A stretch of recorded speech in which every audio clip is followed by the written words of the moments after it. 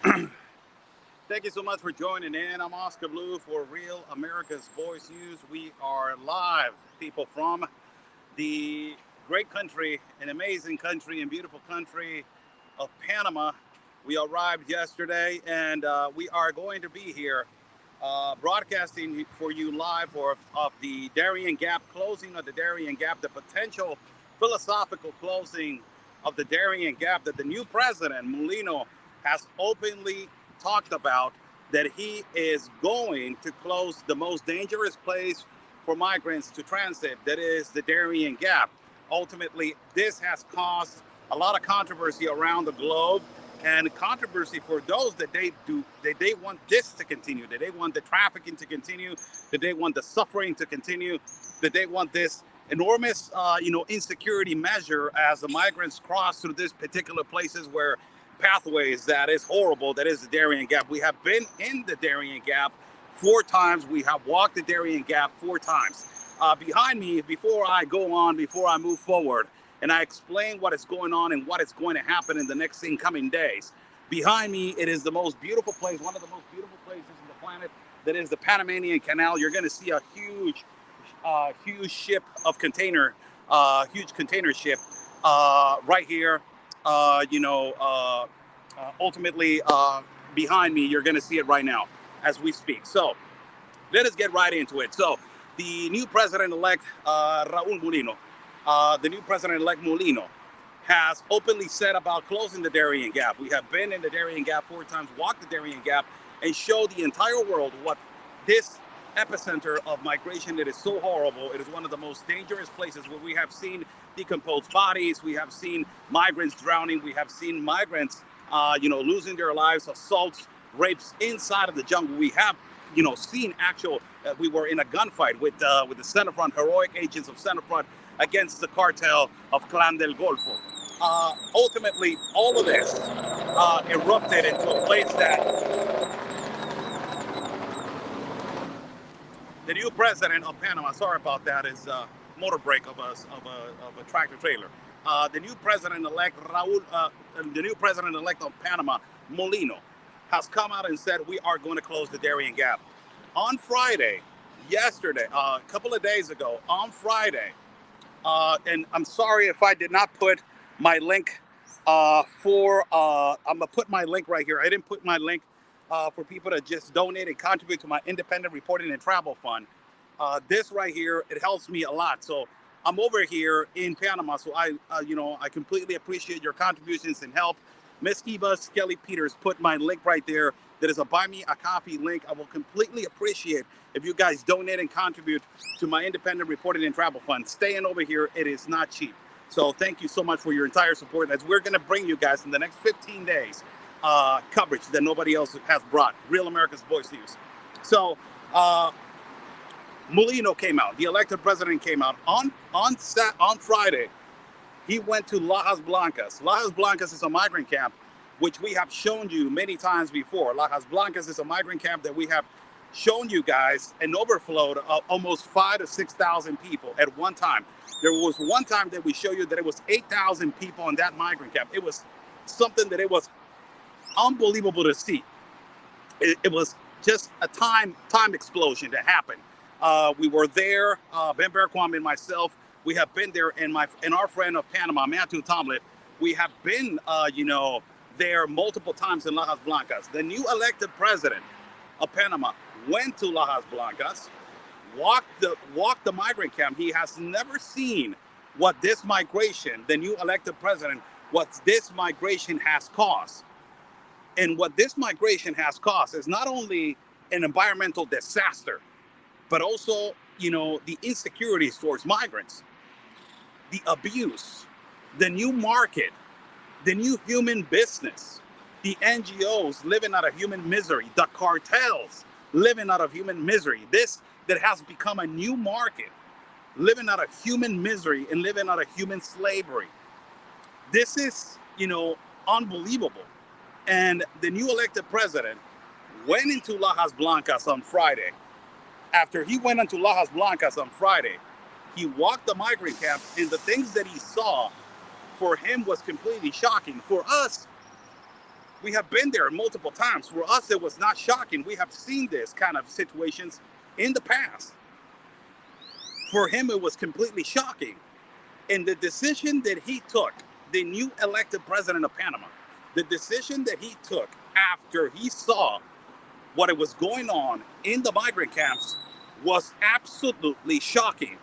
What he said was this, and I'm quoting, he went on a press conference in Lajas Blancas, the migrant camp, and he said this: Panama should not be responsible for this mass migration. He said, Alejandro Mayorkas, on our celebration, the head chief of the Department of Homeland Security of the United States, it is coming down for our celebration of exchange of power as an honoree from the United States that they sent for the exchange of power between past President Cortizo to him, that is President Mulino. President Mulino quoted said, he's coming down and we are going to come to an agreement to tell the United States of America, the government, the actual government of the Biden administration, that they are the ones that they're responsible for this. And that this is not Texas. This is the Darien Gap. Here is a border. And this border is being treated as it is the border of the United States of America. We need them to actually do something with their immigration policies. Look what the new president-elect of Panama is saying. And ultimately, we need those immigration policies to be fixed because they're affecting us. They're affecting our country. They're affecting Panama. And we have spent more than $100 million on this mass migration that is unsustainable, unreliable, and that we cannot sustain it many more. He needs to understand that we need to do something, and we need to work together to fix this problem. By now, he said, the philosophical way that we are going to close the Darien Gap, it is going to be easy. He said this: one of the things that we are going to do is we are going to be returning them back as they arrive through the jungle. They are going to be returned back to their countries. But with this, we need support. We need financial support to fix this. It is not fair that Panama absorbs all of this problem because of the United States immigration policies. Let me ask the audience, is he right or is he wrong? He is completely right. He is completely accurate. The president of Panama, it is not the Panamanian responsibility to absorb all of these problems. It is not the Panamanian country that needs to absorb this mass migration, because Panama never asked for this mass migration to cross through the Darien Gap and to put people at risk. Another thing that he talked about, the new president-elect of Panama, another thing that he talked about, for everybody to see, Buy Me a Coffee is on the link. Thank you so much, moderator. Thank you so much, manager. Buy Me a Coffee is on the link right there. Facebook is on the link on YouTube. So please, people, if you would like to contribute to my independent reporting and travel fund, come on, people. We got more than 108,000 followers on Facebook, more than 46,000 followers on YouTube, more than 32,000 followers in Facebook and Twitter. Come on. So the new president-elect of Panama also said this on a statement. He said, and I'm going to quote him. He said, these organizations, these NGOs, the organized crime, the cartel, it is living out of human misery. Who have you heard of us speaking like that? The new elected president said also, they're living out of human misery. They're living out of human suffering. They're living out of human vulnerabilities. Who has said that? Ben Berquam, myself, Real America's Voice News, we have continuously pressured and said that these NGOs, these cartel organizations, they're living out of human misery, they're living out of human suffering, and they're living out of human vulnerabilities. We have said this multiple times. And now that is being absorbed by the new elected president, Mulino, for us it is a complete honor that he is actually taking that responsibility to say, you know what, I'm gonna shut it down. And shutting it down doesn't mean that I'm gonna deploy 70,000 soldiers to the jungle and they're gonna return. No, shutting it down in a philosophical way. He talks about, okay, you wanna walk through the jungle, but as soon as you get to Panama, you're going to be returned back. And that is going to create an idea to the migrant on the other side and to the organized crime to say, hey, you're going to get smuggled through the Darien, but there's a huge possibility that you are going to be returned. So now, what the new elected president wants to sit down, Mayorkas arrived today. There's a video right now of a Panamanian press that is called 24/7 Panama, which I send them a huge kudos. They do an excellent job over here in Panama. 24/7 is their page and Instagram. They just put a video of Mayorkas arriving into the airport of Panama. Also, his cabinet, a few people from his cabinet, they have arrived.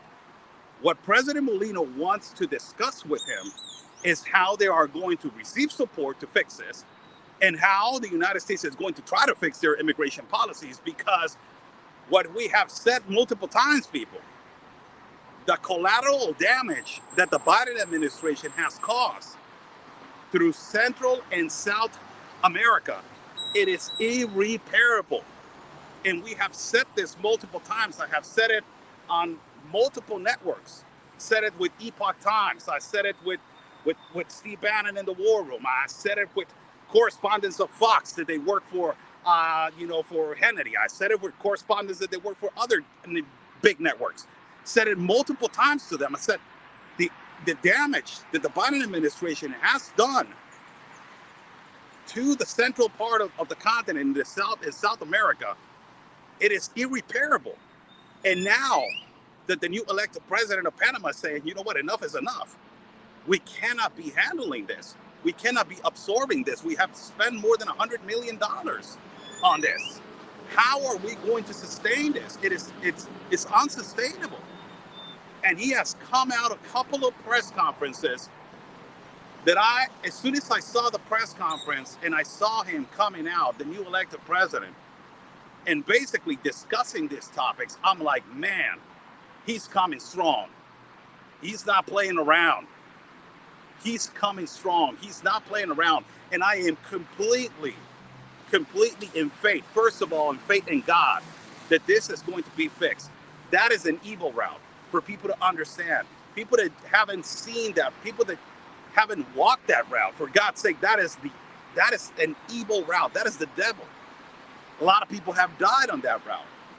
And it is impossible that, to make you to fathom and to understand that the NGOs or the international organizations, they're pushing for this route to continue. They're pushing for this route to open. How are you going to continue to push people through a jungle when they're dying, they're suffering? Because it's what? Because it is a business. And the new elected president of Panama has understood that it's not only destroying the culture, destroying the tribes, destroying his international park that is considered a little Amazons, that is the Darien Gap. Not also it is destroying that, but ultimately it is bringing an economy. That economy, it is non-taxable. It is an economy that is made out of human misery. It is an economy that is made out of trafficking that is coming in from Colombia, from Necoclí, and being pushed into the jungle. And it is an economy that nobody can control in the government until these immigration policies, they're fixed. The meeting that President Mulino wants to have with Alejandro Mayorkas said is extremely important. And what the president of Panama, it is going also after, it is talk to Mayorkas, let him know, hey, this is not Texas. He said on the press conference, and I'm quoting the new elected president, he said,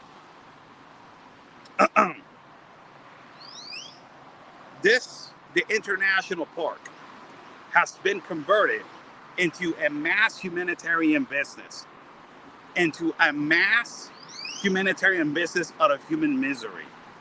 And not only that, he said, the insecurities that the migrants go through are horrible.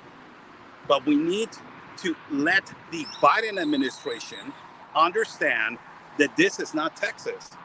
This is Panama. And we need to fix this problem in the Darien because this is not a border. This is our territory.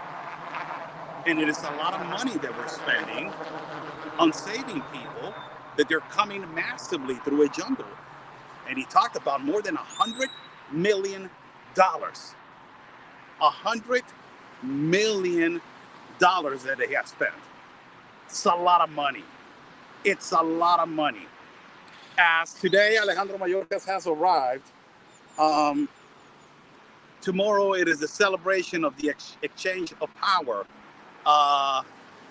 And tomorrow there will be the celebration of exchange of power, ultimately of the new president elected Mulino, and the transfer of power from the past president Cortizo to the new president Mulino. The meeting is going to be immediately.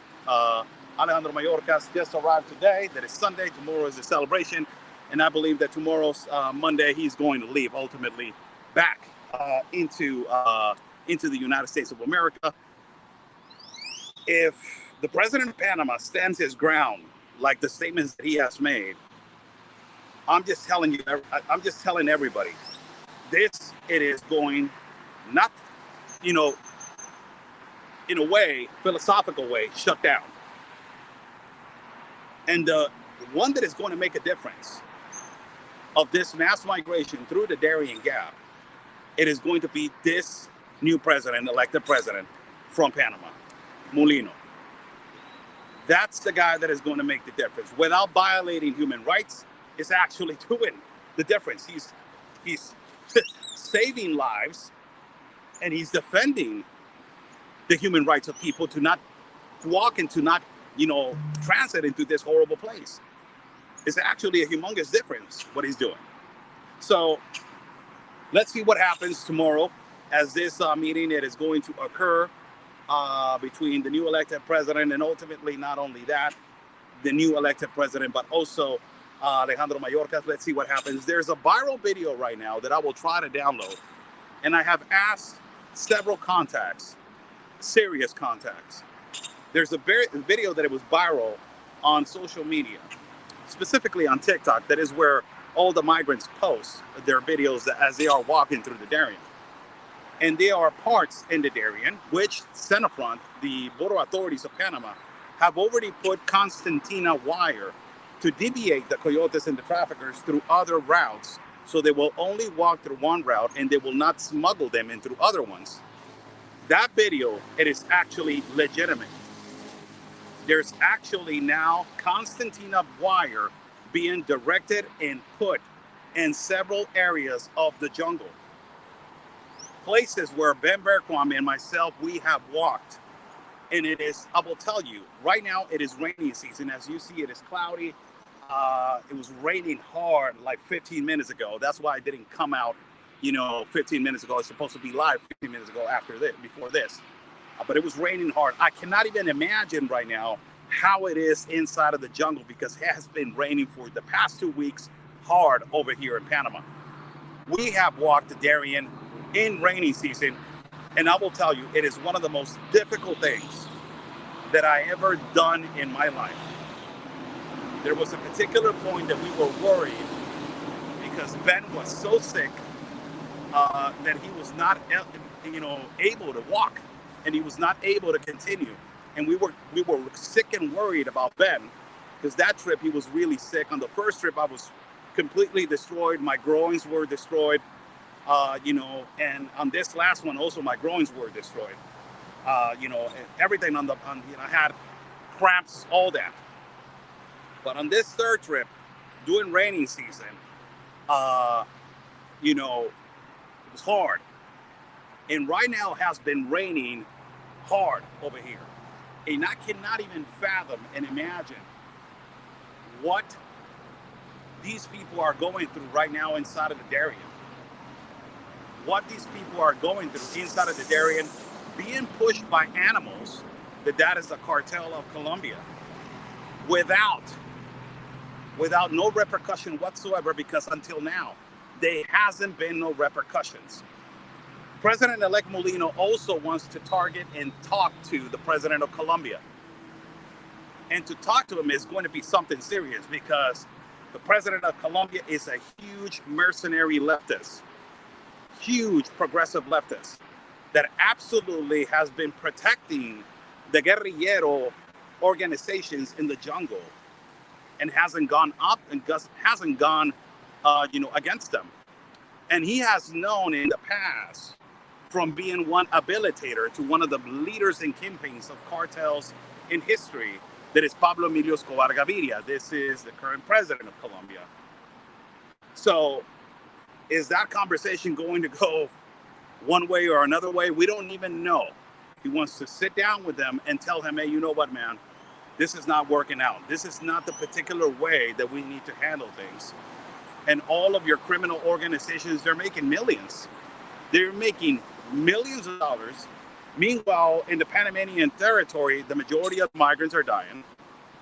The majority of the migrants, are having a hard time. The majority of migrants are particularly suffering. And the country that is being blamed, and the authorities that are being blamed, and the authorities that are being attacked, and the government that is being attacked is us. Meanwhile, the organized crime and the cartel is making millions in your country in Colombia. Meanwhile, the United States of America under the Biden administration is just sitting down and saying, come, let everybody in. I don't care what happens in Panama.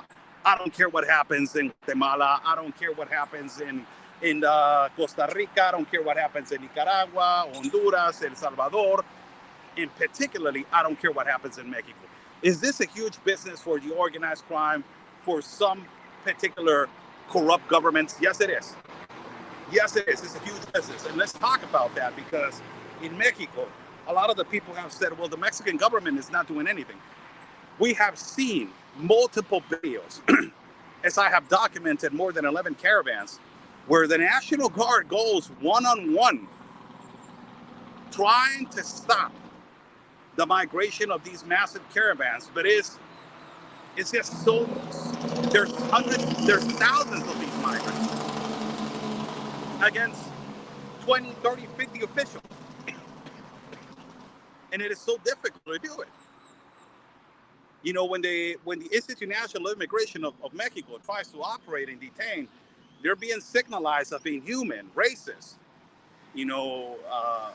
Particularly, they're being signalized by these international organizations when they're trying to act, when they're trying to enforce immigration law.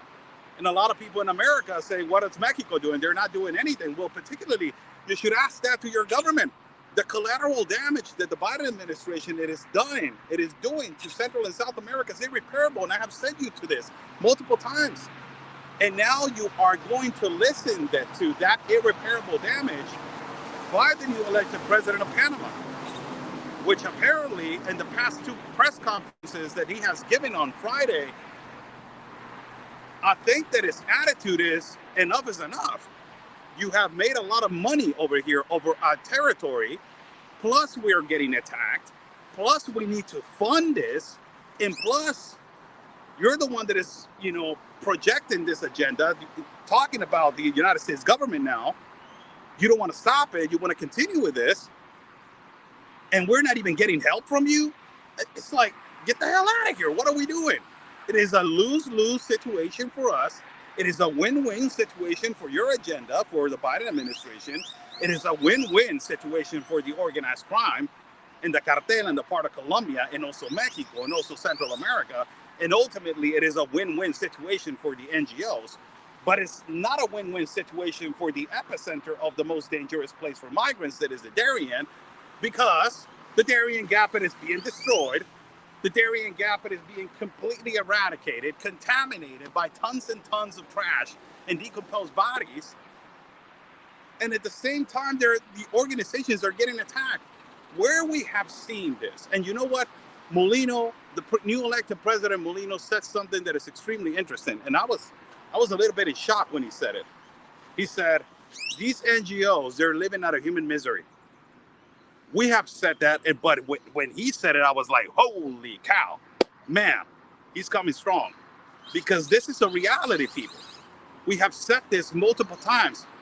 If these international organizations, defenders of human rights, which I will not talk about them, I will not go at them, if they will doing their job, if all of their millions, they will be spent correctly on helping people, not living out of humanitarian crisis.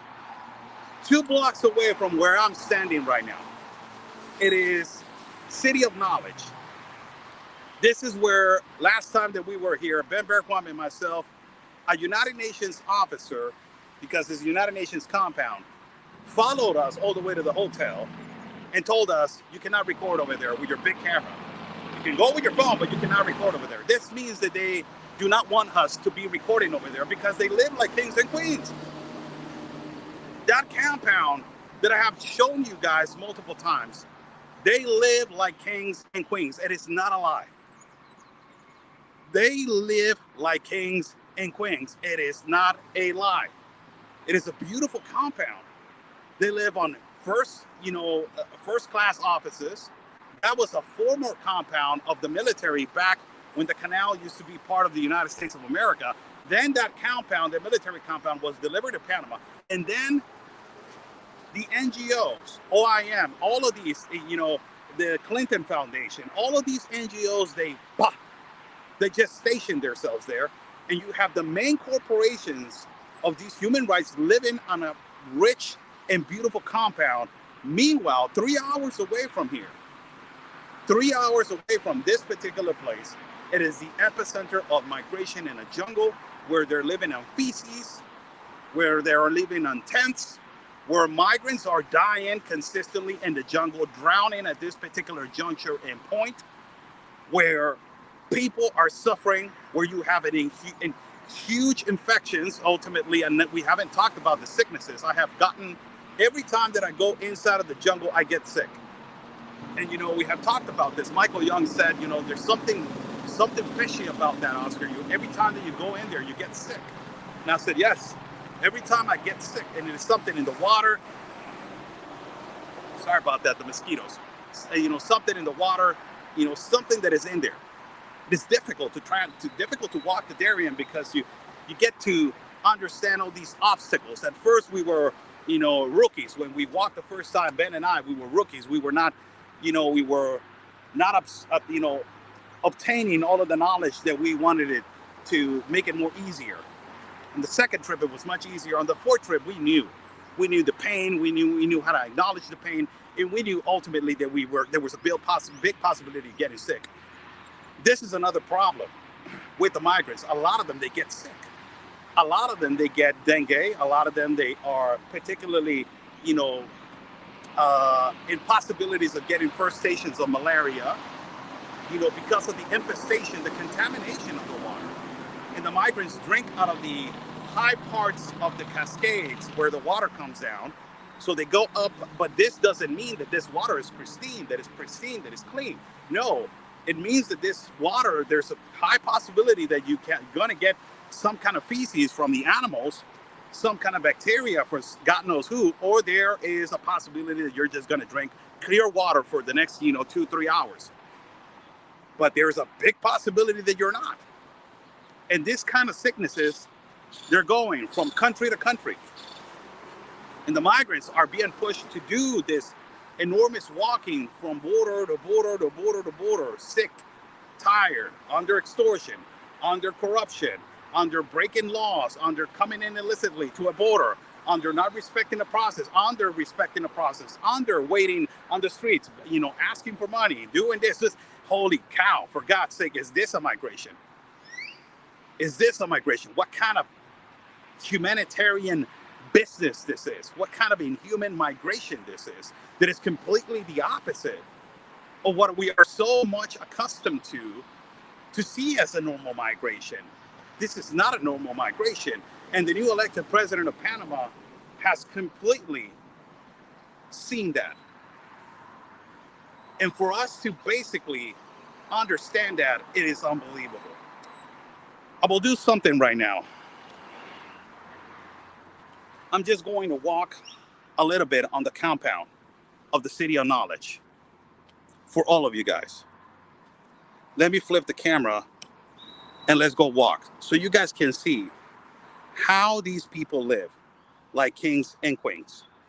How these people live.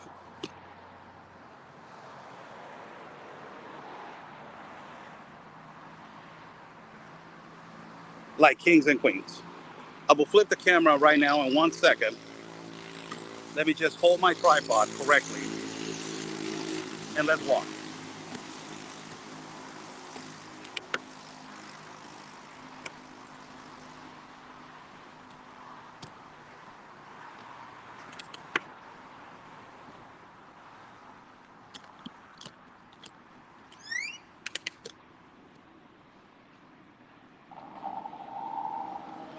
Let's just walk right here. Let me just carry the tripod like this. Just gonna walk.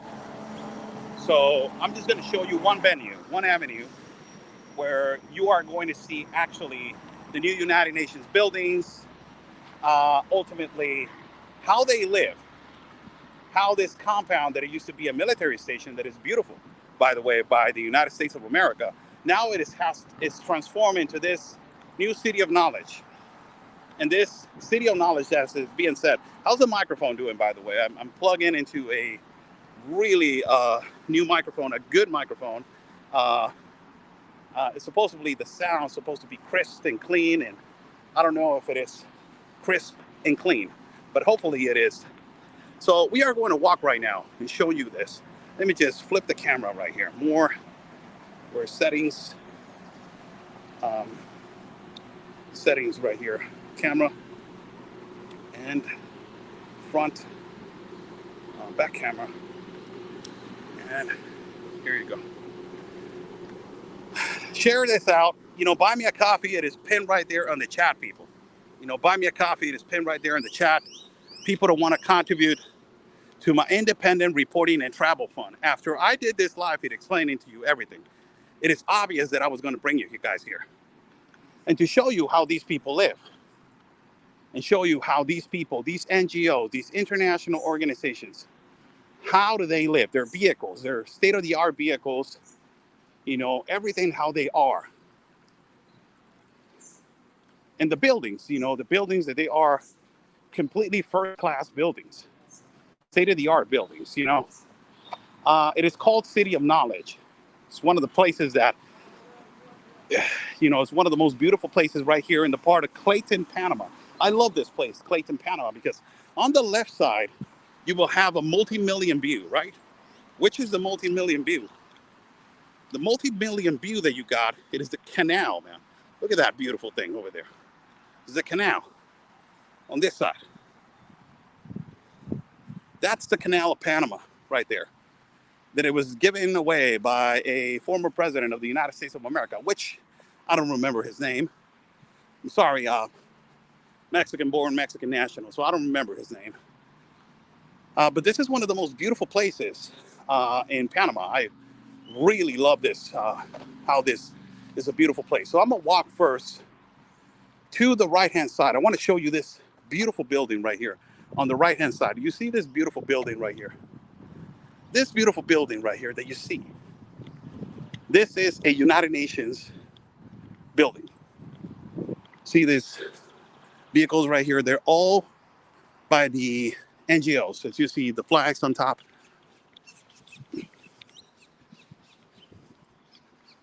And all of these, we have seen it. We have multiple times, Ben and I, we have recorded over here. Multiple times we have recorded over here. We have shown you guys how, you know, 3 hours away from here, it is the epicenter of migration.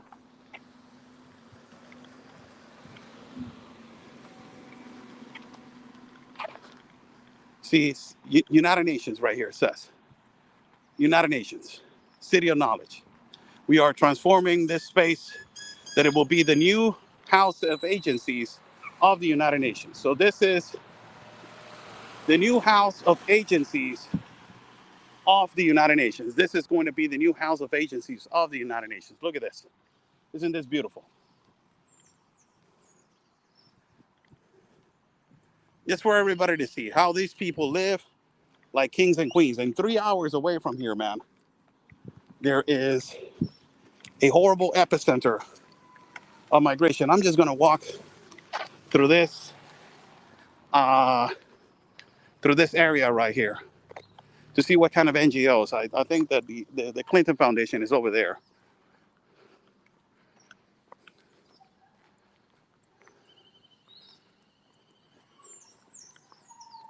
So you have a lot of these, international organizations that they don't have nothing to do. No, this is not the place. Let us go to the other one, to the right-hand side. So these new 3 buildings right here are going to be the new UN offices, corporations. Sink it in. Now, for everybody to understand, the highest donor and the top donor to the United Nations, it is the United States of America. So I don't know if I don't want to create hysteria like these progressives say, but I don't know if this is coming out of your American taxpayer money, because the highest donor to the United Nations, it is the United States of America. So I'm going to just go to where the OIM offices are. It's just how beautiful. You don't see no tents over here. You don't see no migrant tents. Meanwhile, there's a crisis and a catastrophe of a crisis not too far away from this epicenter. This is the way, people live over here. The main offices, the corporations, the guys that they're in charge, the guy that they have a bunch of thousands and thousands and millions of dollars. This is the City of Knowledge. It has the World Health Food Organization. I think so. It is one of the organizations.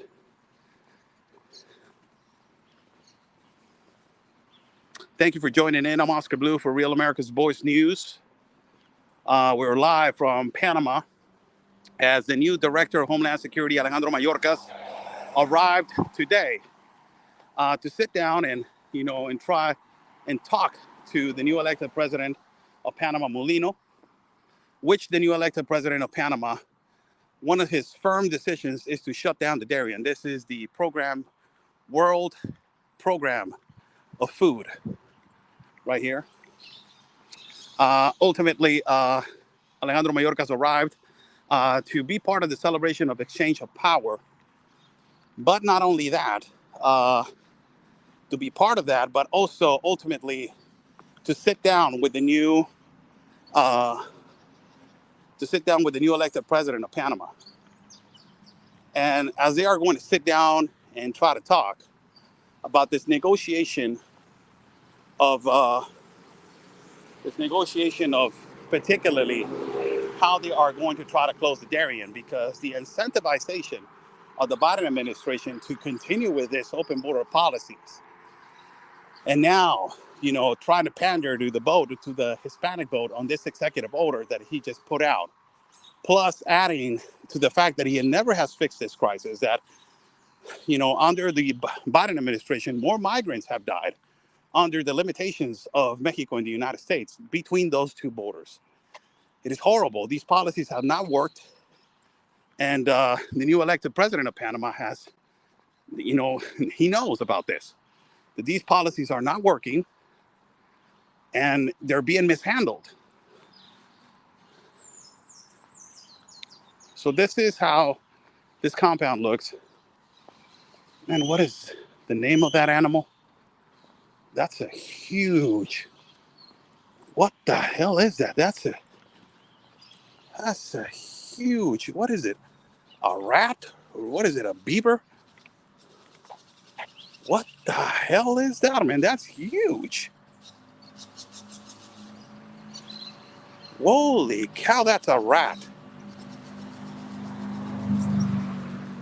Oh, no, that's not a rat. You see that, guys? What the hell is that? That's not a possum. Jesus, that's a huge thing, man. I'm not even getting close to that. Well, we have seen wild pigs in the jungle, and monkeys and alligators and all that kind of stuff, and dangerous snakes, as venomous snakes that we have seen. But that little creature, man, I don't even know what is it. Uh, this is what I wanted to show you. The main offices of, again, for some quite time, we have shown you this multiple times now. And we are going to the OIM offices.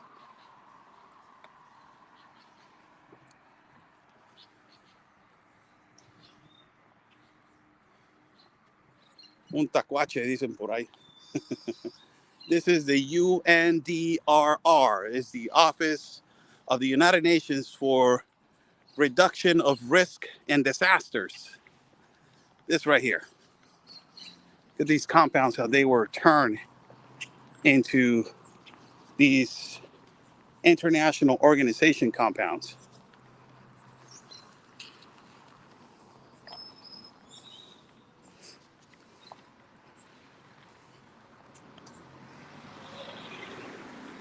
It's humid.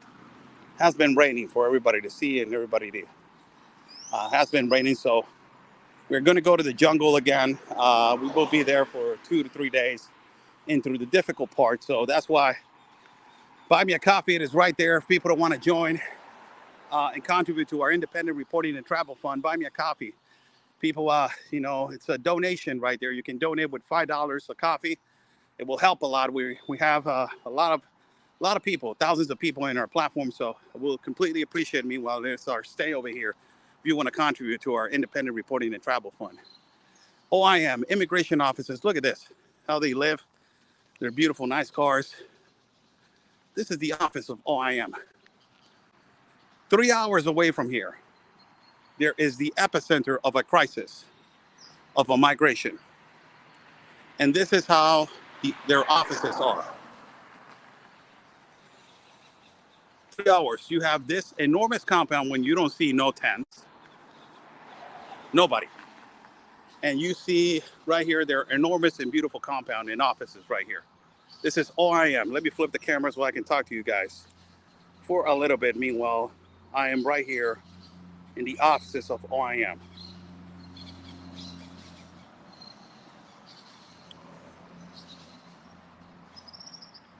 This is OIM right here behind. This is their office. This is their compound. This is how they live. You have an enormous camp. Let's just walk a little bit more further into this right-hand side. This is how, I'm telling you, their offices are state-of-the-art. They're just beautiful. There was a compound that it was owned by the former military of, the military of the United States of America, and then it was donated to Panama, which later on it was turned into this city of knowledge now that it's called, that is now international organizations have taken over this beautiful place. Look at that. Offices from the international organization of OIM, which, I will not talk about them. I will not even mention them. If they, I will actually help them. If they were actually, they were doing the excellent job on protecting, on saving lives, on ultimately their money being used correctly to save lives, to save the migrants, and not to habilitate into this crisis and this humanitarian crisis to continue, which, when you have a crisis, the number one thing that you're trying to do is fix it, is to not be part of it. The number one thing that you are going to do when you have a crisis, it is to fix it. It's to not be part of it or to try to continue with it. The number one thing that you're going to try to do if you have a crisis of insecurity is to try to contribute to the government so you can attack the insecurity and fix it and, create security for them, for the people of that country. And then it is fixed. Okay, I don't have no business whatsoever to do here anymore. But this is completely the opposite. You see international organizations living out of humanitarian crisis. Somebody donated 3 coffees. Thank you so much. God bless you. Buy me a coffee. It is right there, pinned in the chat. Thank you so much for your help. Actually, it's pinned right there in the chat. You go to the link, you press the link, and it will take you right there to our donation contribution platform. Let me flip the camera again so I wanted to go to the Clinton Foundation, which I don't know which block I have taken you guys before to that. Clinton Foundation that has lived out of the donations of the disasters of Haiti.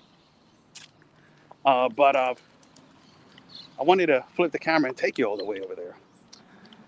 I don't think it's this block, but I was just going to walk to this place. I think it's this one on top. So I'm just going to walk through this left-hand side, walk straight.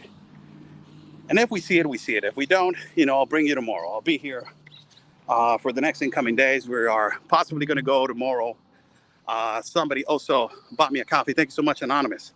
Thanks so much. We're going to be here tomorrow for the exchange, the transfer of power of the new president of the Panamanian government, Mulino, the past president Cortizo, into the new president that is Mulino. Exchange of power. Ultimately, let's see how that is going to be. But the most, important thing about this is that Alejandro Mayorkas arrived over here to Panama, particularly to sit down with the new president, elected president of Panama, Mulino, and discuss these immigration policies which they are affecting their Darien jungle. The Panamanian government has come out in statements and said, we have spent more than $100 million over this mass migration. It is unsustainable. It has been a massive collateral damage. It has irreparable damages, which we do not have the funds to convert and to repair them. This he's talking about, and particularly, the Darien jungle, the contamination, the mass contamination, which has been happening, the tons and tons of trash, which authorities from Panama have talked about, that they have more than 60 tons of trash, plus the decomposed bodies and plus the disaster of the water, which, the animals and the wildlife, these environmentalists that defend so much the environment and the wildlife, is affecting their habitat. The animals do not want to come down and drink the water from the river anymore because it's contaminated. They do not walk the trails because there's people in them. The monkeys get completely upset when you're walking through the trails. I have been in those trails. Why? Because you are invading their habitat. This is a jungle. It is not supposed to be around. But the new president of Panama wants to completely, shut down the Darien and start returning people back to their country. So the migration will understand on the other side, and the cartel will understand that this is not going to continue, and we're not going to allow this. Let me flip the camera so you guys can see again from far away these new offices. Oh my God, I'm sorry about this. The StreamYard has, a little bit of the, give it a like to this video, share this video, give it a like in the Facebook, hit that bell button and subscribe on YouTube. If you're new to our channel, welcome. We have been documenting migration for the past 6 to 7 years, almost. We have traveled 4 times the Darien Gap, documented more than 11 caravans, and documented the migration in Central and South America. Thank you so much. Somebody, Dawn, bought me a coffee. Thank you so much. Thank you. God bless you. Buy me a coffee is right there in the chat. Documented migration in Central and South America, and ultimately also in Europe. We have also done coverage of 2 wars in Ukraine and also in Israel. So right now I'm here in Panama. We're walking on this City of Knowledge, which is a compound that it was, before it was a compound by the United States military. And it was given to the Panamanian government. This is due to the past president of the United States of America giving back the canal to the Panamanian people. Beautiful compound, but the most amazing thing is the building all the way to the back, how these international organizations live.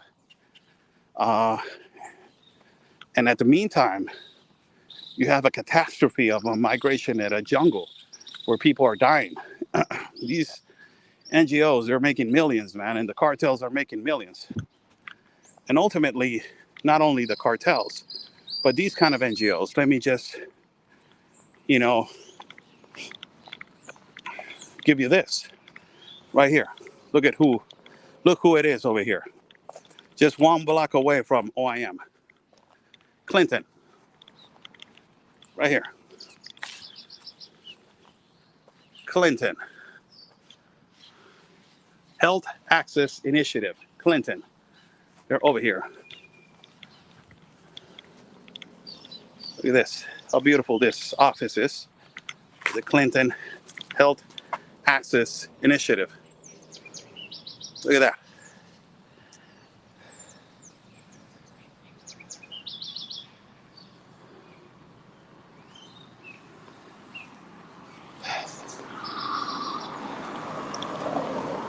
This is what we have been documenting. Behind me, you will see the Clinton organization over here in this international compound. Just showing you right here. It says Clinton right there. Behind this block, it is the OIM, or the International Organization of Migration. You will have different international organizations right here on this compound. They have, all these NGOs, international organizations, have completely taken over the city that is called City of Knowledge. Go inside, it is closed. I cannot go inside, and it will be trespassing if I go inside. First and foremost, we respect the law over here in Panama. We respect the authorities, and ultimately, I have been a person that has been respecting the government of Panama. So trespassing into an office and ultimately into a property, I believe that is violating the law, and we are for law and order, aren't we? So this is the Clinton Foundation right here on the back. The building goes all the way to the corner. It is building 143, 143A. Right here, it says Clinton Health Access Initiative. That is what it is. So want to make a statement right here, a funny statement. I'm at the Clinton Access Initiative Foundation in Panama. I do not have suicidal thoughts. I'm okay. I'm healthy. I just wanted to throw that out there, and I'm safe. Particularly, I'm safe in Panama. I will tell you, I feel much safer in Panama than I would feel in Mexico. So I just wanted to throw that out. I don't have suicidal thoughts. I'm right here. Let me just clip this video.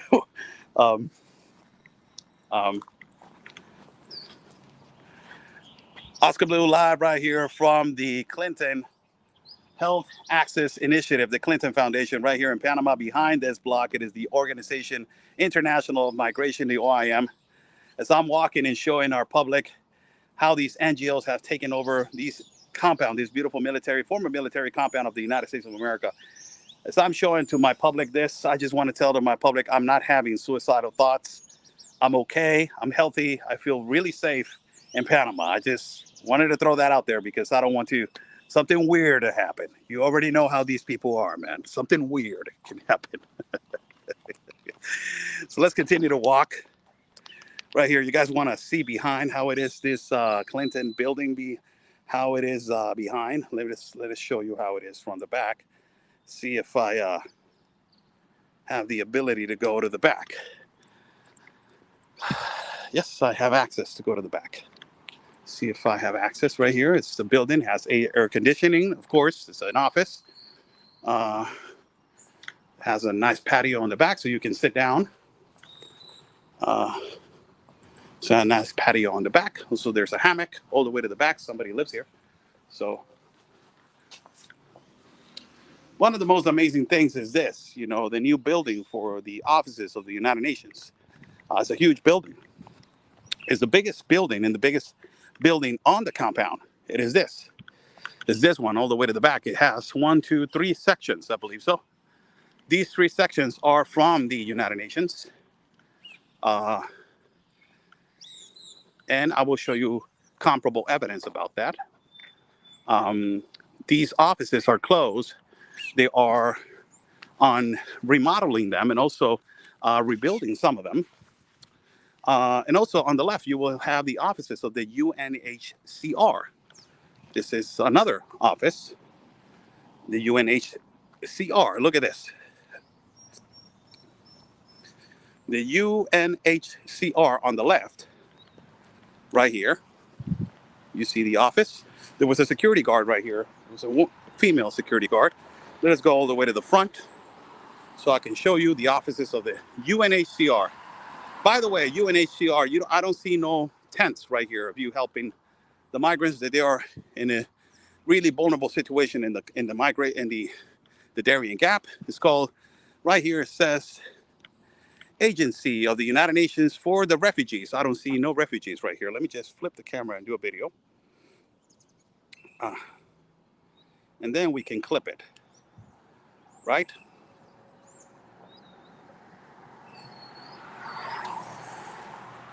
Oscar Blue live from the UNHCR right here in Panama. It says the Agency of the United Nations for Refugees right here on the back. And in the front, you will see the new buildings. All these three sections are going to be for the United Nations. The most shocking thing is that you will see on the bottom that it says the Agency for Refugees, and I don't see no tents right here on the bottom. Meanwhile, 3 hours away from here, that is the epicenter of migration in the Darien jungle, where the migrants are living on feces, on a catastrophe. A lot of migrants are dying, trying to get out of the jungle, walking inside of the jungle. But this right here looks beautiful, huh? The ironical thing about how these NGOs work, and it's just shocking every time that you see it.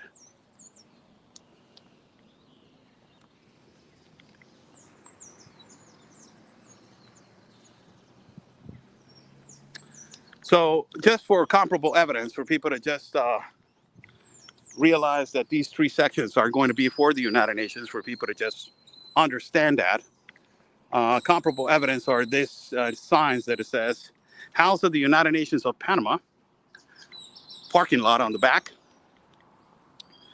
And right here, it is closed. As you see, it is under remodeling. It's a huge offices, man. It's big. It says UN House for the United Nations right there. See on the bottom. Let me walk to the other side. Right here. It's humid. So these three sections off of these three magnificent and beautiful buildings that used to belong to the United States of America, now they belong to the United Nations. They were delivered to Panama, and then from Panama, in an international agreement, I believe so, gave them to the International Organization of the United Nations.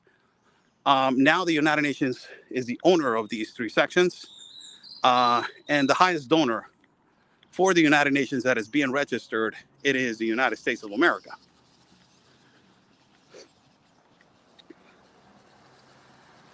This is another building which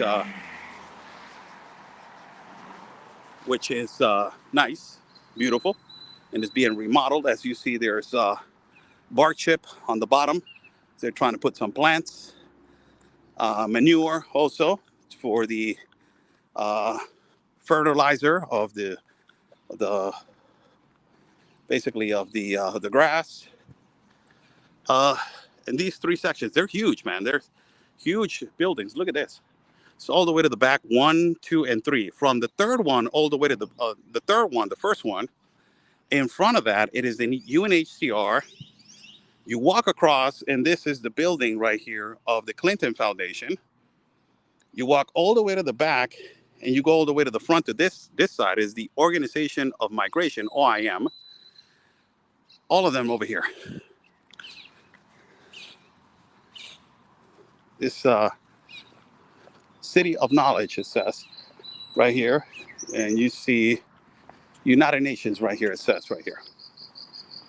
Building 128, for people that want to Google it or want to do some research. Building 128, it says in Spanish, estamos transformando este espacio que será la nueva casa de las agencias de las Naciones Unidas. We are transforming this space, that it will be the house of the agencies of the United Nations.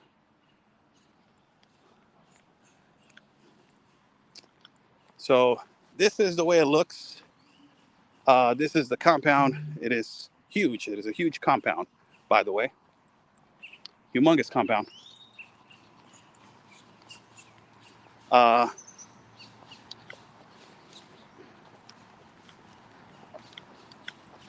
we're walking right here, Let me just flip the camera to talk to you guys. Front, right there. Pa, right there. How's everybody doing? Oscar Blue, live from the beautiful country of Panama.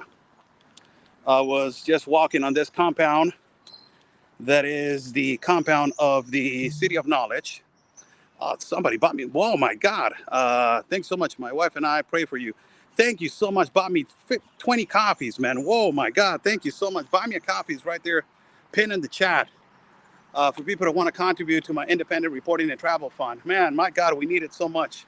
It is pinned right there in the chat, people. Please help us to continue as we're exposing. And we're going to be over here the time that we have, as we are available to stay here to, show you guys the reality of what is happening. But going back to the topic, walking through this international compound and plus adding to the fact that tomorrow it is the transfer of power between the past president of Panama, Cortizo, and now Mulino, and discussing the topic, the number one topic that we are here for, that is the Darien Gap, that is now being, sorry about that, the mosquitoes, they just bug me a lot. That the Darien Gap has been, right now, in the eyes of the new elected president, has been in the past, and on Friday he gave out 2 press conferences, and he quoted, "This problem, it is not supposed to be a Panamanian problem. This problem, it is by the Biden administration, the United States of America. This is not Texas. This is the Darien jungle. It is an unsustainable problem. We have spent more than $100 million on this problem. People are dying. People are suffering.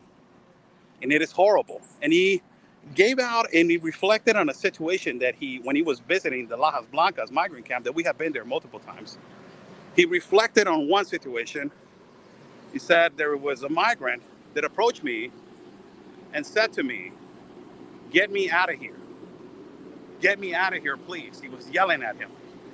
And these are the migrant camps that, when they come out of the jungle, they come out with no money because the money, possibly the river flooded away or they got assaulted or robbed by these organized and criminal groups that they operate inside the jungle. So when they arrive to the migrant camp, they don't have no money. And the bus to take them from that migrant camp into Costa Rica costs like $60 to $65. For a Venezuelan to have $60 to $65, it is possibly $4. They get paid $4 to $8 a month. That is the low income salary. Somebody bought me 5 coffees. Great work, Oscar. Thank you so much. Thank you. God bless you. So, the person that bought me 5 coffees, thank you so much. Buy me a coffee, it is right there. So, for a person that works at low income in Venezuela, he makes $4 to $8 a month. Get to know that, $4 to $8 a month. So if you're making $4 to $8 a month, how much do you need to work to make $65? Imagine that. Imagine that. So do you think that they have money to pay, basically to pay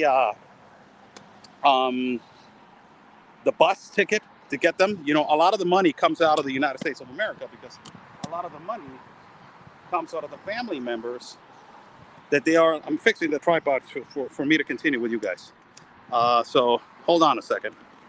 Right there, as the tripod is stumbling, you will see the beautiful Panamanian Canal behind, as I am just going to put the tripod so I can continue to talk to you guys on this live feed.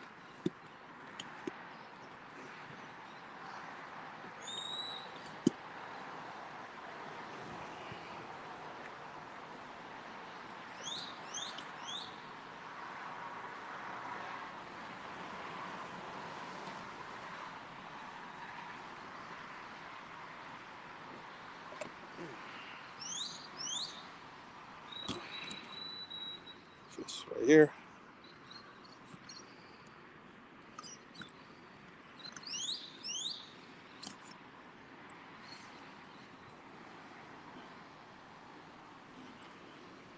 There you go.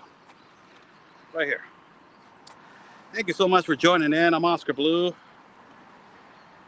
We are in 1 hour and 6 minutes into this live feed. I will read some comments before I go and before I say goodbye to every single one of you. We'll read some comments from the live feed and put some comments in. Whoa, right there. Put it right there. There you go. I'm a little bit to this side, so just get it right there. We are live from Panama again. This problem, this migration problem, this mass migration problem is, created by these global compact on migration of the United Nations, this disaster of migration that has been happening, the global compact that has started, into the global compact that has started in Europe. Saludos, Johnny, ¿cómo estás? Bendiciones para ti, Sapo. And this global compact on migration that started in Europe. And ultimately, now that this global compact that from Europe, it came to the continent of America. And after, it came to the continent of America, brought by Barack Obama itself, it has been an uncontrollable and disastrous migration. Under this global compact has been the worst migration, I think, in history, where migrants have suffered so much, our people have suffered so much, trying to get to a better life under this global policies, man. Under this United Nations policies that are completely, upside down. They talk about a migration that is supposed to be documented, peaceful, and with a purpose. It is completely the opposite. It is a disastrous migration, no human rights whatsoever. People are dying continuously. People are suffering the consequences of migration, drowning, being extortion, being kidnapped through every single border. And not only through South America, you go through Central America and ultimately to North America. It is a disaster. It's a human disaster, really. But it is a reality. It's a reality. It has to, at one particular point, it has to be stopped, and not stopped into a point to say migration, for me, it is a human right. But in those human rights of migrating, you need to know that there's a process and there's a law to migrate. So you need to understand that first and foremost. After you understand that, there's no way that, ultimately we can jump that process. And we need to understand that there's a law and a process to migrate. But under the global compact on migration, is completely the opposite. It's a disaster. People are dying continuously, losing their lives. Let's say it like that, losing their lives. Migrants are losing their lives, risking their lives. And it is becoming a problem now. It is becoming a huge problem, not only for the countries of origin, but also the countries where they're coming from. Cynthia, thank you so much for the coffee. Thank you. Buy me a coffee. It's right there, people. It's pinned on the chat. Behind me, you can see actually some part of the Canal of Panama. It is foggy. Let me just put this view right here. Right there. Right there, it is behind me is the actual beautiful Canal of Panama. It's actually one of the wonders of the world, the Canal of Panama. Matthew Tomlin, a native from here, my brother Matthew Tomlin, knows the history of Panama. He's a great guide over here for people that want to discover Panama, for people that want to do their travel and their vacation. If you want to hire somebody that wants to give you a tour of Panama, Matthew Tomlin, is the guy. I'm gonna tell you, my brother is the guy. He knows Panama like nobody else. He's a trusted individual. He was an American, born in the United States of America, but raised over here in Panama. Thank you so much, Rod Hayes. Thank you so much, God. Thank you for the coffees. God bless you, man. Buy me a coffee. It is right there. Your support is undeniable right now. It's so important. Thank you so much. So Matthew Tomlin, talk about giving a shout out to my brother. He's a great guide. Born in the United States, raised in Panama. His father, God rest his soul, great individual, great guy, was raised in Panama. His father was a pilot. He was driving these big ships back in the day. So Matthew was raised over here, basically in Panama as an American. as a lot of Americans, I have seen hundreds of Americans over here. Is a big United States citizen community right here, big one.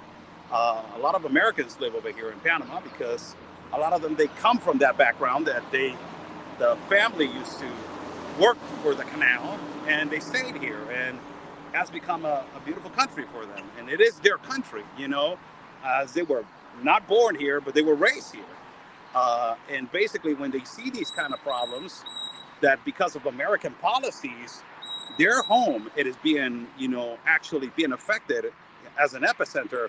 They're concerned. They're extremely concerned about this American policies. This is another thing that I want to do. Meanwhile, I'm over here, I will interview Americans that they were born in the United States of America, but they have lived all the time. They have lived all of their lives over here in Panama. For you guys to hear their opinions of how these American policies, the Biden administration policies, how it is affecting the Panamanians, that they are considered now to be Panamanians because they have lived over here all their lives. These are actual U.S. citizens, but they have lived here all their lives. And how these policies, how they affect the country of Panama, how they completely affect the epicenter of the economy. And ultimately, now you will see that, Panama is not a big country like the United States of America. Their gross domestic product, it is not, as the United States of America. So you cannot expect for them to just release $100 million to be like, hey, you know what, we have it on the pocket. We have it right here in the bank. Just go pick it up. Like the United States is giving out millions and billions to Ukraine and also to Israel to fund these wars. Panama does not have, it's unsustainable, this migration. So it is completely different, the economical situation between these two countries. And for Panama to speak, the president of Panama to speak, say, oh, $100 million we have spent on this migration. It's not a penny pincher. It is not something that you just pick out of the bank and just say, oh, we have it right here, let's spend it. No, they have struggled with it. And ultimately they have a problem also in the providence of the Darien, where you have a community, a tribe community that is trying to survive. And it's trying to survive with education, with schools, transportation, building them bridges so they can go to one side to another. Also, you have to spend on that because you promised that as a president that you were going to build a better infrastructure for those people that they live on the jungle, the tribes. But you're not spending on the tribes, and you're not spending on these people. You're spending on the mass migration because all of the money that it was directed for those people, now it is directed to immigration. A mass migration that is not supposed to be existing in the Darien. Now those $100 million are not being spent on the tribes and on the land and on the people. They're being spent on foreigners that they are migrating, suffering on these consequences and being pushed by the cartels through these places. And it is horrible, not only for the Panamanians, but also for the migrants. Talking in general, this is what I believe. And it is exactly like the United States of America. Americans complaining that all these billions, why we're giving out all these billions to Ukraine, why we're giving out all these billions, those millions to Israel to fund another war, why we're giving out all these billions to the NGOs at the border, why we have inflation, all of this, concerns of United States citizens. It is exactly the same situation that ultimately it is happening over here. It's a lot of money, and they don't have that money on their wallet. It's like, oh, I have it right here, 100 million. Oh, cash. Don't worry about it. No, it's not like that. It's money that it can be well spent on other priorities, like the tribes, like the culture, like to grow these tribes into better communities, and to grow them and to have a better future for education, and to grow them to be good men, good women. And this mass migration has affected their culture, and to make them believe that why should I farm if I can just guide a migrant inside of the jungle and I'm gonna make 3 times much as I could farm? Why should I go to school if the economy of the migrant, just for me to put a little business here to sell sandals, food, or internet with Starlink, it will make me 3 times more if I could just go to school, and I'm going to spend in school, and I don't have no programs to get my transportation from one side to another. So You incentivize another economy to take over your culture, to take over your customs, to take over basically everything. And this is why I have said multiple times that the collateral damage that the Biden administration has done through Central and South America, it is irreparable. I don't mean, when I say that, when I say the collateral damage that the Biden administration has done through Central and South America, I don't mean that is something that is material. No, I mean that the collateral damage that the Biden administration has done through Central and South America has been cultural, has been affecting our customs, has been affecting us morally, has been affecting us emotionally, and the irreparable damage not only is that, oh, thank you so much, Patty Arnold. Thank you, bought me 10 coffees. God bless your dear heart. Thank you so much, Patty. Thank you. Not only affecting us emotionally, but also culturally in our customs. But the most important thing that,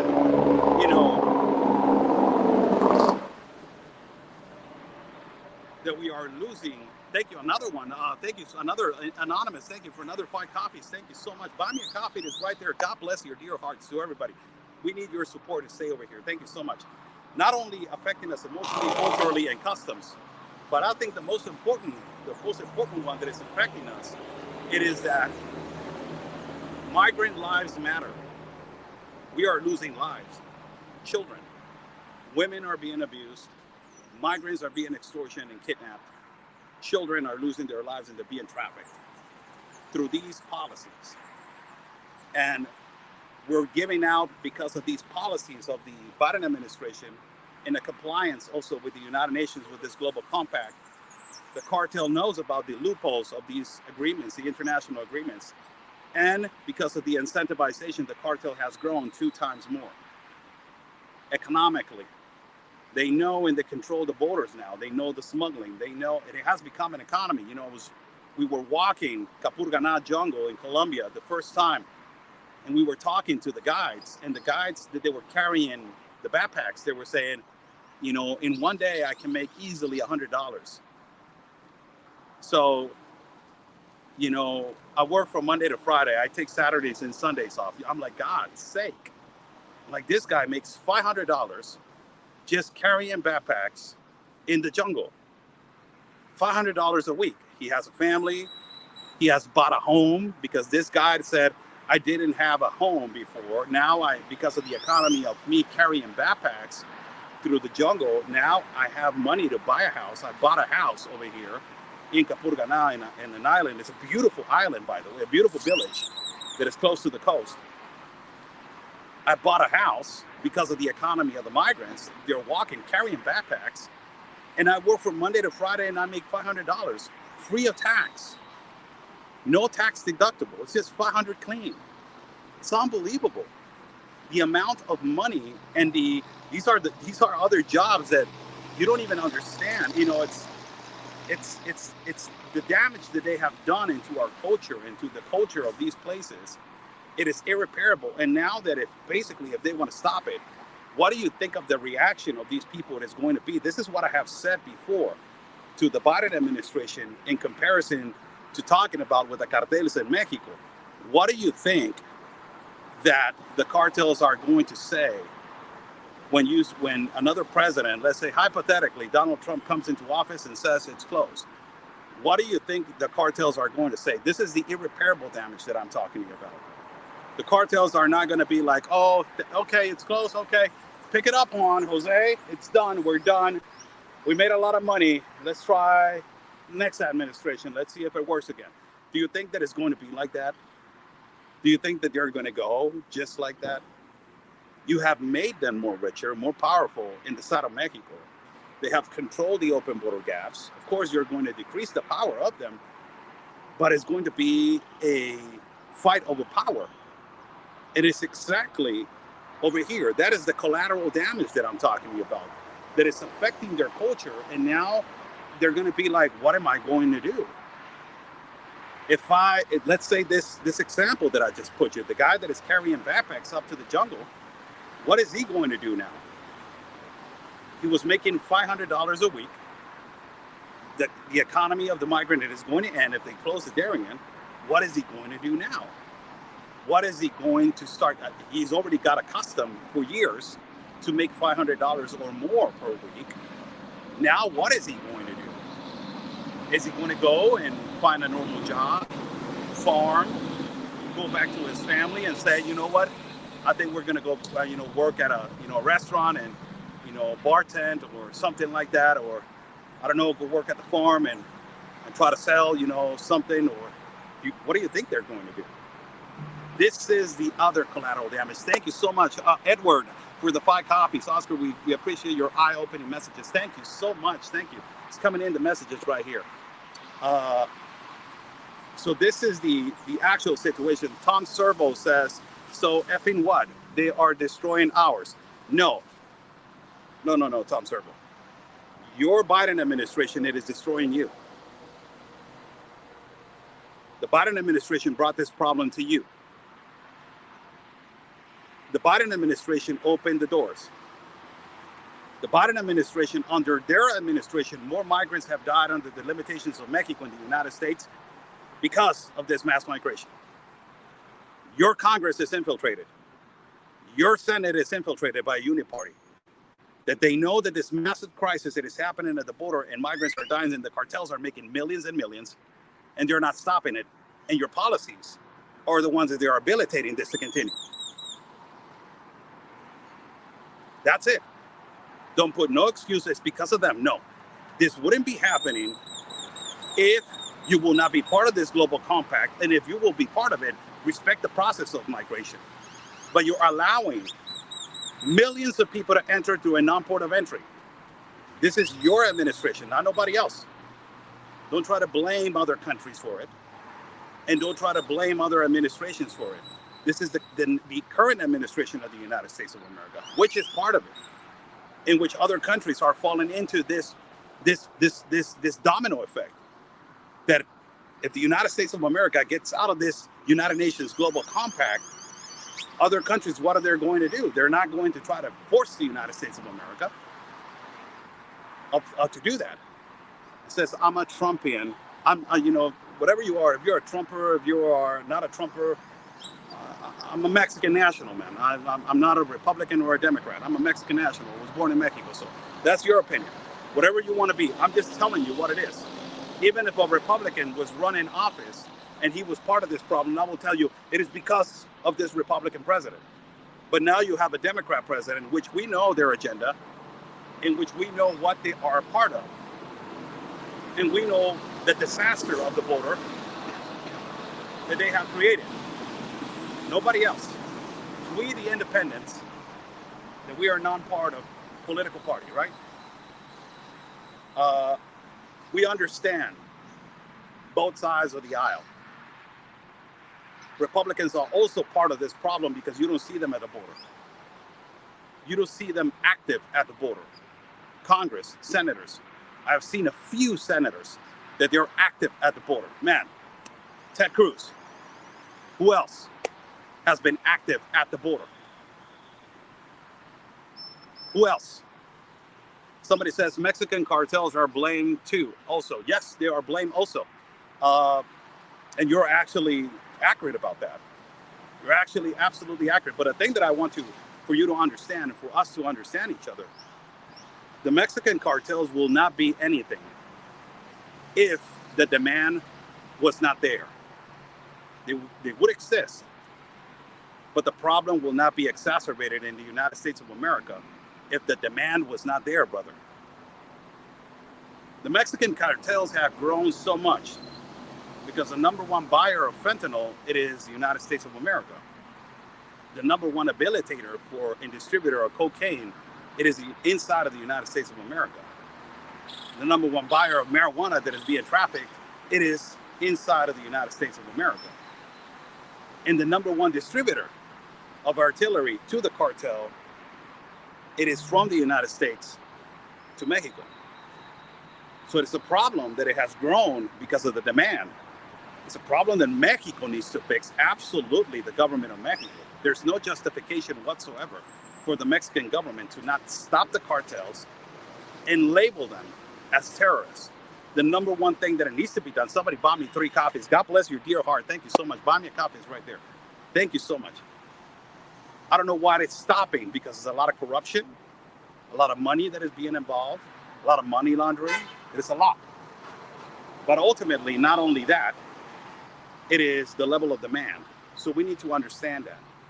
We need to also understand that and open our eyes between us, between our, it's the Mexican national and the American citizen. We need to understand that this problem coexists between our 2 countries. And we need to say, like, what we need to do to fix it.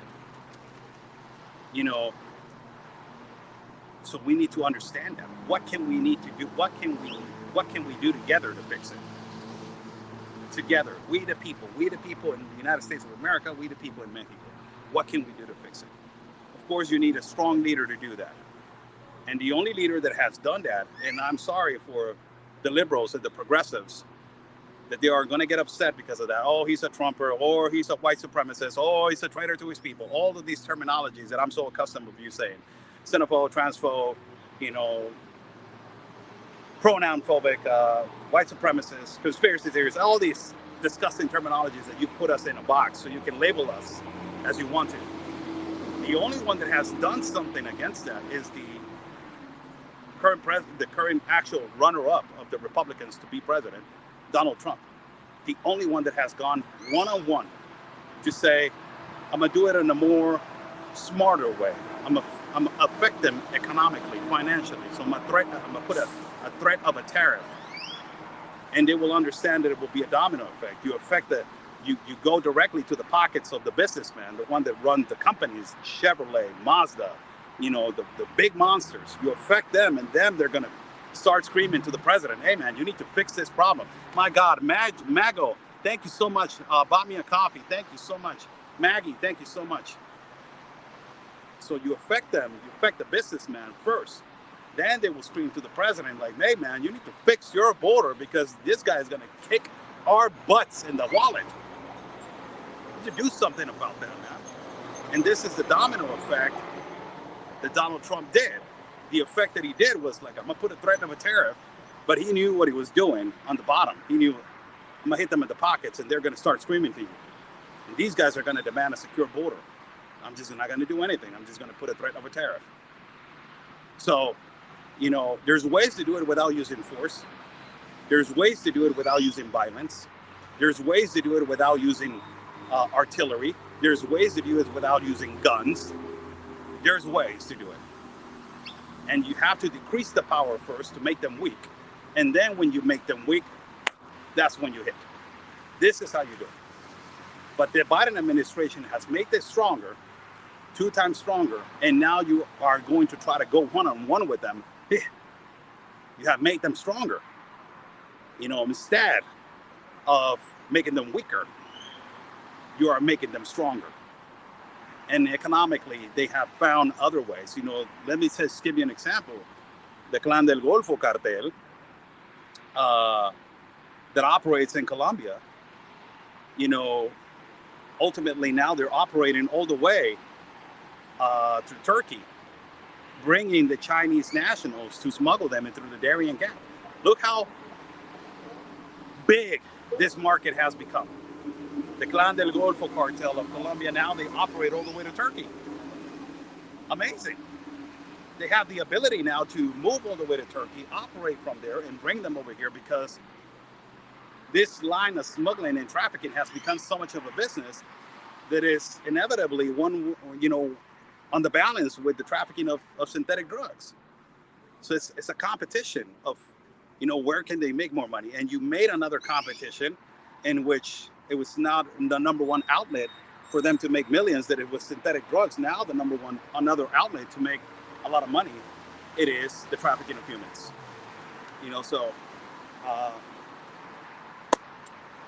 Huge problem. Oscar Blue live from Panama, just taking you on a tour. An hour and 30 minutes of live stream. I think it was a great live stream today. We will do one tomorrow with Matthew Tomlin. It's going to be with me the whole day. Talk about all kinds of things and all kinds of situations in Panama. I will, we'll ask Matthew if we can go to the City of Knowledge and also go to the Panamanian Canal so you can have he can explain to you guys the history of this. ultimately the arrival of Alejandro Mayorkas. We are going to be, close to where the celebration is going to be taken. Be watching Real America's Voice News. Watch watch Real America's Voice News, as we are going to be live in our network. Huge thank you to our boss and owner, Rob Sig. Thank you so much, sir, for having me over here, and Mr. Rob Shorts. Thank you for the opportunity, sir. Huge shout out to my brother Ben Berquan, who is in England with his mobile recording. He's in England in Buckingham Palace over there. Huge shout out to my brother Ben. I miss you, brother. I know that it's hurting you that you're not here right now. But the Darien, it is not the same without you. I'm not gonna walk it all without you, man. I cannot do this without you. It's inevitable. You and I, man, we always do this together. So miss you, brother. To my brother Ben Berquam, thank you so much. Mort bought me 10 copies. Says you and I disagree on a lot of things for several things, but at the end of the day, we have the same purpose. I think so. Mort, I didn't know what you wrote because the comment went real fast, so I wish that I could read it. Let me see if I can have the other phone right here. I have the other phone. But the internet doesn't get all the way here. I'm so sorry. If you can write the comment that you just put on the copies right here, brother, I can read it and put it right here. Thank you so much for that. My God, thank you so much for the copies, brother. Thank you so much. God bless your dear heart. Huge shout out to our network, Real America's Voices. Be sure to be watching Grant Stinchfield. Also, we are going to be with Grant. Possibly we're going to be at the War Room. More than likely, we're going to be in the morning show. And ultimately, we're going to be on the shows continuously on Real America's Voice News, bringing you guys live coverage of what's going on. Be sure to be watching Grant Stinchfield. Also, we're going to be, possibly there. I don't know if a daily basis or we're going to be there. Also, be sure to be watching on Epoch Times. Possibly, we're going to collaborate on, on an article right there with Epoch Times. Also, for we both want this madness to stop. Yes, Mort Rowe. There you go. Mort, how you doing, brother? Thank you so much. Thank you. Agree to disagree. The beautiful thing about that, and agree to disagree, it is about common sense. Thank you so much. Pugada, my God, bought me 10 coffees. Oh my God, thank you so much, people. Thank you so much. We need your help so much. Buy me a coffee. It is right there. Gracias, Diosito. Gracias, Dios mío. Gracias, gracias. Gracias, Diosito, por el apoyo. Gracias, mío. Thank you so much, Lord. Thank you so much, God. Jesus, thank you so much. Jesus, thank you so much. Jesus, for this support. Thank you. We need it so much. The thing about, agree to disagree, I will tell you something. And agree to disagree, I will tell you that it's common sense. And there's no common sense anymore. I wish that I can sit down and talk to a liberal. I have family members that they're liberal, and we sit down and we talk. And sometimes they make me understand some things that I don't agree with, and I'm just going to say I don't agree with them, but I feel you, man. I know where you're going. But sometimes I make them understand that they have conservative values. The Hispanic liberal. I say, like, you just saw what you just did. That's a conservative value, man. You have it, and those are one of the most beautiful things that you can explode in life. That you have the power to do that. The conservative value of faith. The conservative value of believing in God, the conservative value of family, the conservative value of being a capitalist and working. You can sell this, sell that, work here, work over there. You have the ability to work everywhere, man. You're a capitalist. Those are conservative values for nature of our Hispanics and human beings, man. And, and agree to disagree is a beautiful thing because, God made us different.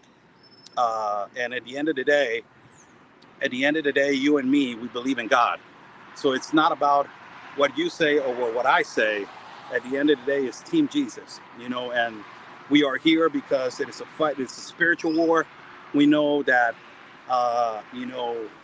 you could be wrong. I can be wrong, but we are going to hold hands at the end of the day because we are walking on the trail with God. So whether we agree or disagree, I'm going to hold your hand and I'm going to let you go, man, because we are for the same thing. And this is a spiritual war, For lastly, to say to you guys, the best president that exists out there right now, it is Nayib Bukele of El Salvador. On an interview with Tucker Carlson, I have said this repeatedly many times because it's such a beautiful thing what he said. Tucker Carlson asked Nayib Bukele, how do you fix this problem from being the most insecure country in the world, having the most highest mortal death of gangs in the world and violence from being the most safest country in the world. And he said, we had 2 wars. We knew when we came in, we had 2 wars. One of them was going to be physical, and the other one was going to be spiritual. For the physical one, we needed to prepare. We needed a strategy. And ultimately, as we needed a strategy and we needed to combat that as a physical war, we knew that it was going to be difficult because I was afraid that we were going to lose some officials of mine and, some servicemen to this war. But on the spiritual war, he said, we knew that we were going to win. Then Tucker Carlson asked him why. And he goes, because we were against Satan. We know our enemy, and we know who can cure Satan and who can kick him out and who can basically take his power and make this country great. And who is that? God, Jesus. And they brought God back to that country. In that country, it is now one of the safest countries. It is the safest country in the continent of America. One of the safest countries in the world, with this other term that is going to be serving right now, Nayib Bukele, it is going to blow up the economy, get it better. That is its next objective, to get better, the economy, ultimately, of that country. And that's one of the things that I wanted to tell you. We need to bring God into our schools, to our families, into our tables when we have, morning breakfast, lunch, dinner. A thing that we have been forgetting, teaching our kids, is to say a prayer when they go to sleep, to say thank you to God when they wake up. Everything starts in our home, and we're forgetting about that. We are forgetting about that, man. We're forgetting how to teach our kids, like, oh, Dad, I got these new shoes. Hey, thank the Lord. It's like, oh, thank you, God. We're forgetting those little things. Those little things are, it's a snowball. It grows so much. It grows so big that the faith of you having little faith in God, you shine it onto your son, into your daughter, into your mom, into your sister, into your brother. And that continues to grow, and that continues to just stumble upon somebody else and somebody else and somebody else. And it grows, man. It grows. And the United States of America, it is talking about that country because the majority that they're here, they're American, they're U.S. citizens. The United States of America has pulled away so much from God. I just saw a rally right now, the LGBTQ rally in Ciudad de Mexico, in Mexico. And again, these people want respect and want transparency, and they want the society to accept them, but they're mocking Jesus. They have a cross with the color of yellow, and they had Jesus dressed all sexual and acting all sexual in a really disrespectful way. How do you want me to accept you if you're insulting the number one thing that I have so much faith upon? Thank you so much, Kathleen, for the 5 copies. Thank you so much. Thank you. How do you want me to respect you? How do you want me to just give you your space? How do you want me to accept everything that you are now trying to basically insert into our society or into the society and trying to change in this inclusive madness? But you're insulting the number one thing that I look up to, the number one thing that I have faith into, the number one person or individual who has been the most perfect person for me in the world, that as I can describe him as the most beautiful man and perfect man in the world, that is Jesus. And you're insulting him like that. But you want me to accept you. You want me, to accept everything that you are part of. And you're, in a way that you are demanding me to accept you, you're insulting me. And you're insulting the most important thing that a human being has, that is faith. You're insulting my faith. But you want me to, to rub this through my throat, all this inclusiveness, all this pronouns, the he, she, them, the trans, non-binary, gender fluid, all this kind of stuff. You want me to accept that into our schools, into our children. You want me to, hey, it's me, but you're insulting me also in the same platform, in the same way. I don't agree with that. I'm sorry. I don't have problems And I don't have no issues with nobody that has another sexual preference. I have said it multiple times before. I have a lot of friends that they have another sexual preference. And I really, some of them, I talk to them on a daily basis, and I don't feel uncomfortable at all. We play around, we make jokes and all this kind of stuff. But at the end of the day, it is like me insulting your faith and you're insulting mine. And you want me to accept you, and you want me to accept what you believe in your faith, but at the same time, you want me to accept that when you're insulting my faith. You're insulting the person that I admire the most, that is Jesus. You're making a mockery out of him. Why don't you, this is the craziest thing about it. This is why I have said multiple times that it's a fight against Christians. Christians are being attacked. Christians are being attacked strongly. You don't see the community, the letter community, insulting the people of Islam. You don't see them, well, you're seeing them now mocking Jewish people because of what is happening right now in Gaza, in Israel, and Palestine. But the person that you see the most, that they're mocking consistently, it is Jesus. And, at the end of the day, how can you want me to accept everything that you are part of when you are mocking and you're insulting the most beautiful man that I respect in my life, that is Jesus Christ? It is the thing about giving and accepting. And I accept the fact that you want to be accepted in society. And I'm willing to go that route and to say, shake my hand, but respect the fact that this is Jesus Christ, the King of Kings, the Lord of Lords, the Savior of all. I will accept you, but also accept the fact that there's this possibility and there's this pathway, a beautiful pathway where it's Jesus Christ, that he died for all of us and for all of our sins. And one day, I will accept you, but if one day you will accept that, I'm more willing to hold your hand, brother, and accept the fact that you're here. And I will greet you and greet you as up, because Jesus was a friend of the poor, was friend of the sick. He would cure the sick. He would, said, whoever's free of sin, cast the first stone. Who am I to judge you on your sexual preference? Who am I to judge you how you dress? Who am I to judge you how you are? I am nobody. The only one that can judge you is Jesus. But if you're insulting him, the number one person that I admire, that I look up to, how do you want me to accept you for who you are if you're insulting my faith? We're never going to move forward as a society, as humanity, if we don't respect each other first and foremost, and at the end of the day, we don't love each other, and we don't have faith.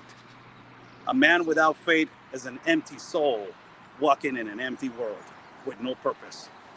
That's what it is. God bless you all. Thank you so much. Somebody's asking continuously, what is my opinion on the new president of Mexico? It is a woman, first and foremost. I did a presidential coverage. You're insisting on this question, and I don't know why you're insisting so much, because I'm talking about the American president, but you're continuously saying, oh, you're speaking of the American president, but what is your opinion on the Mexican? So you want to put me on this narrative to get your, perspective out. So I don't have a complete opinion about it. I know that she's a progressive liberal. She's a progressive leftist. Ultimately, I cannot say anything about her government as a president, because hasn't taken power of Mexico. She hasn't done anything yet. But the only thing that I can tell you, it is that, we're hoping that things will get better. We pray to Jesus that things will get better, that our country will become safer, and that at the end of the day, the people will demand her to do things right. It is the first time that a woman president takes office in Mexico. For all these radical feminazis that they were complaining that Mexico is a machismo country, that Mexico is a masculine country, that Mexico doesn't give equal opportunities to women. Well, guess what? To all you feminazis, the number one person that is the leader of the executive order, it is a woman. The number one that is going to lead the country in our country of Mexico for the next 6 years, it is a woman. The number one who has the most position and most powerful job in our country of Mexico, it is a woman. So basically, this president just shut everybody else's mouth of all these progressive feminazis that they're continuously protesting, that it's because of the patriarchy that they don't have an opportunity in our country of Mexico. Now, what are you going to say? It's because of the matriarchy, you're going to say? God bless you all.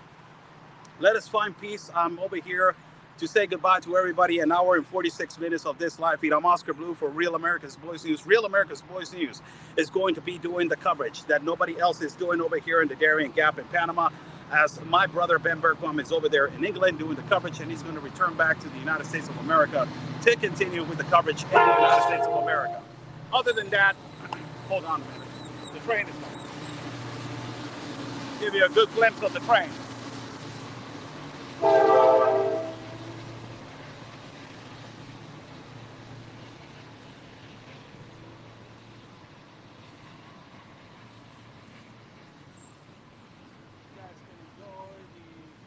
Train of Panama. For everybody to understand, all these containers, the majority are coming from foreign international territory. A lot of them, they come from China, but you know, some of them come from other countries, exporting and importing. The Canal of Panama is the #1 epicenter of this distribution of goods into the north of the continent of America and the south of the continent of America. Why the Panamanian Canal is so important for the continent of America, of how the goods are distributed into the whole continent. There you go. Before I say goodbye, I would like to say tune in into Real America's Voice News for the next incoming days. We are going to be live, in our network. Real America's Voice News, the best network out there. Thank you so much for everybody that's watching. Follow our pages and Twitter and X as Oscar Blue Ramirez. Also YouTube as Oscar Blue, and also Facebook as Oscar Blue Ramirez. We're going to be live right there. Thank you, and thank you every single one of you for your contributions. Buy me a coffee. It is right there. If you guys want to give a contribution to our platform for our traveling expenses. Thank you so much. Before I go, I would like to say a prayer. Thank you, Jesus. How you doing, man? Over here in Panama again. I'm about to go again into the jungle. I'm not going all the way in. I'm going into a particular place. I'm not riding with my brother Ben, but he's over there in England, so protect him and his family as he's over there working consistently. Also, Jesus, I would like to say to you that tomorrow is the new exchange of power between the Panamanian president, past Panamanian, the new Panamanian president. Make that go peaceful, and that the agreement between the new Panamanian president and the Department of Homeland Security Chief Alejandro Mayorkas goes well. So this torture that we have been into, that Jesus, that you have been in there with me, will stop. Where migrants are dying, where people are suffering, and where the children are suffering, and women are being abused and raped. Thank you so much, Jesus, for providing me strength for all those 4 times that I have walked the Darien jungle, and that I have done the best that I can to show the crisis and the catastrophes and the evildoers that they are inside of the jungle. You put us in there with a purpose, and this is our purpose. God's plan, it is our mission, as I have said it multiple times, and I'm going to continue to say it. Your plan is my mission, and I will always say that your plan is my mission. You're the one. You're the all seeker, the all watcher. You're the all powerful. You're the Lord or Lord, Jesus. And because of you, I have gone in there, walked in there, never got injured, never suffer any consequence, because I know you're there. Help us to get a good live streams also. Help us to get good hits with our network, to expand the information worldwide, Jesus. To get this information into places that they have never gone in before, into places, into people of high power, so they can understand the consequences that these people are going through, and that migrant lives matter, and that migrant lives can be saved, and that this madness can be stopped, and countries can be going back to normal again. God, thank you so much, Jesus, for everything that you have done for me as I'm traveling over here. And thank you for all the people that they have worked in this live stream. Bless them all, as some of these people are going through horrible situations right now, tough situations right now. Bless them in their hearts and find them a pathway, Jesus, so they can do a better thing, or they can find a solution in their lives. We love you. Te amamos como a nadie, carajo. Te amamos como a nadie, Jesús. En nombre tuyo, Jesús. Gracias por todo, Señor. Gracias por nunca dejarme solo. Gracias, Señor, por nunca dejarme solo. Siempre me acompañas, siempre estás conmigo, siempre me acompañas, carajo, siempre estás ahí conmigo. y te tengo una fe enorme porque eres mi amigo, eres mi padre, eres mi todo, significas todo para mí y sé que nunca me vas a dejar porque yo siempre te tengo aquí en el corazón. Gracias, Señor, por tener tanta fe en mí. Ayuda a los niños que no sufran, ayuda a los migrantes y a las mujeres que no sufran, que se pare esta terrible situación que vivimos en el Darien, en Centroamérica, Sudamérica y en las fronteras de México con los Estados Unidos, porque la vida de los migrantes cuentan y también la vida de todas las personas que están aquí. Ayúdalos a tener una vida mejor. God bless you all. In Jesus' name, amen. God bless you, people. Thank you so much for every single one of you that is watching. I'm about to get something to eat. I'm all bit up by mosquitoes right now. Thank you so much for everybody that is watching. I need to put some, what is it called? That, it's not a mosquito spray. It's, ¿cómo se dice? Gel antibacterial gel. You put that on your skin and it goes away. They go away. I'm going to buy one right now. I'm all bit up right now, man. God bless you. God's plan is our mission. Stay safe. And like we always say, people, God's plan is our mission. Take care.